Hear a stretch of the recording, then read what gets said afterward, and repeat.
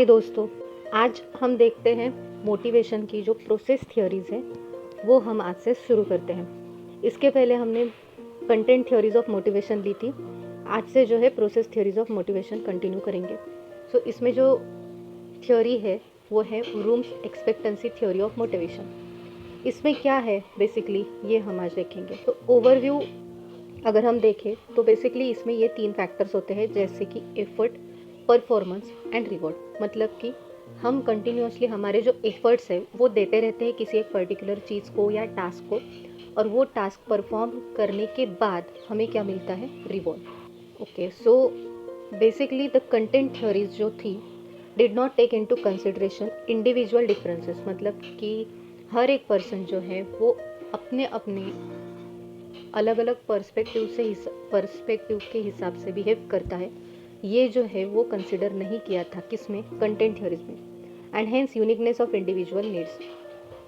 But in process theory of motivation try to identify variables that influence individuals level of motivation. मतलब हर एक individual के अलग अलग पर्सपेक्टिव के हिसाब से उसको क्या क्या चीज़ होती है जो मोटिवेट करती है। मतलब इंडिविजुअली इसको कंसिडर किया गया। रिलेशनशिप बिटवीन सच वेरिएबल्स। सो क्या है expectancy theory? It is the motivation. किसने किया था ये जो मॉडल है वो डेवलप? विक्टर व्रूम उसका पूरा नाम था। And this theory is classified as process theory because theory attempts to identify relationship between variables. Variables का मतलब क्या? एक पर्टिकुलर टास्क, ठीक है, एक पर्टिकुलर टास्क, और वो टास्क कंप्लीट करने के बाद उसको मिलने वाला, इंडिविजुअल को मिलने वाला जो है वो रिवॉर्ड। मतलब जो रिवॉर्ड है वो किसके बेसिस पे मिलने वाला है? उसके टास्क के परफॉर्मेंस के हिसाब से। मतलब ये क्या है, इन दो चीज़ों में से जो भी इंटर रिलेशन है उसके बेसिस पे ये थ्योरी है। मतलब कि टास्क भी एक वेरिएबल है एंड रिवॉर्ड भी एक वेरिएबल है which affect individual behaviour. There are 3 variables which are explained by expectancy model. अभी यहाँ पे 3 वेरिएबल्स कौन से दिए हैं? एक तो है बैलेंस, एक्सपेक्टेंसी एंड इंस्ट्रूमेंटेलिटी। अगर इसमें से जो है if any one of this 3 variable become zero, ये जो 3 वेरिएबल्स हैं तो ये तीनों वेरिएबल्स उसमें होने चाहिए। अगर नहीं है तो जो मोटिवेशन है वो भी क्या होगा, ज़ीरो होगा। Balance means what? It refers to attraction of outcome to individual.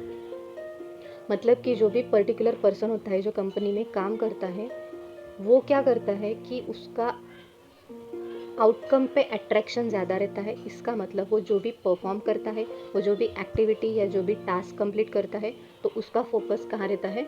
अपने आउटकम या रिजल्ट पे, ठीक है, या फिर रिवॉर्ड पे रहता है।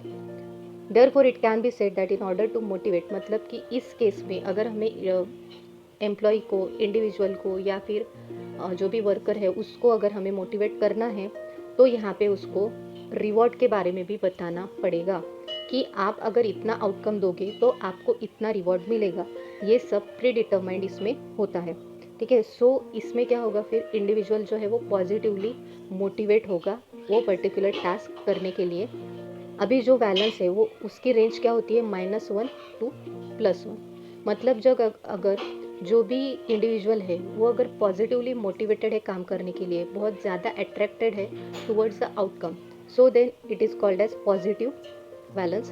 And if he is not too much attracted towards outcome and automatically means क्या होगा कि अगर वो आउटकम से ज़्यादा अट्रैक्ट नहीं रहेगा तो उसका मोटिवेशन भी उसी तरह से डाउन हो जाएगा। So that is called as -1 means negative balance. उसके बाद है एक्सपेक्टेंसी। एक्सपेक्टेंसी मतलब क्या कि probability that particular amount of effort, मतलब वो ये कंसिडर करके काम करता है कि मैंने अगर इतने ज़्यादा एफर्ट्स लिए, मैंने इतनी ज़्यादा प्रोडक्टिविटी अगर कंपनी को दी, ठीक है, तो उससे मेरा क्या होगा, मुझे फर्स्ट लेवल ऑफ आउटकम मिलेगा। मतलब मुझे मेरा फर्स्ट रिवॉर्ड मिलेगा मेरे पहले परफॉर्मेंस के बेसिस पे। सो वो जो है वो 0 to 1 इस तरह से रेंज करती है, ओके। उसके बाद है इंस्ट्रूमेंटेलिटी। इसको बोलते हैं, it is also called performance reward probability. Instrumentality is expectation of individual that his performance, मतलब उसका परफॉर्मेंस जो है will lead to desired reward associated with the performance. It is probability that, इसमें फर्स्ट लेवल आउटकम भी आएगा उसके बाद second level outcome भी आएगा एंड इस तरह से वो कंटिन्यू चलता रहेगा जैसे जैसे जो पर्टिकुलर एम्प्लॉय या इंडिविजुअल है अपना जो प्रोडक्टिव एफर्ट्स है वो काम में कंट्रीब्यूट करेगा।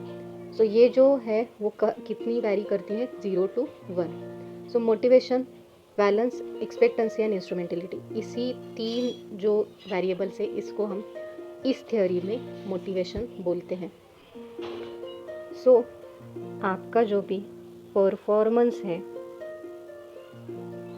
तो उसके बेसिस पे आपको क्या मिलने वाला है, रिवॉर्ड आप बोल सकते हो, यहाँ पे आउटकम बोल सकते हो, रिजल्ट बोल सकते हो, ठीक है। सो इस तरह से परफॉर्मेंस के बेसिस पे आपको रिवॉर्ड मिलेगा। सिर्फ बैलेंस में क्या फ़र्क है कि बैलेंस में उस पर्टिकुलर इंडिविजुअल जो है वो काम ही आउटकम को अट्रैक्ट करके करता है। उसके बाद एक्सपेक्टेंसी में क्या है कि पर्टिकुलर परफॉर्मेंस देने के बाद उसको पहला आउटकम मिलता है।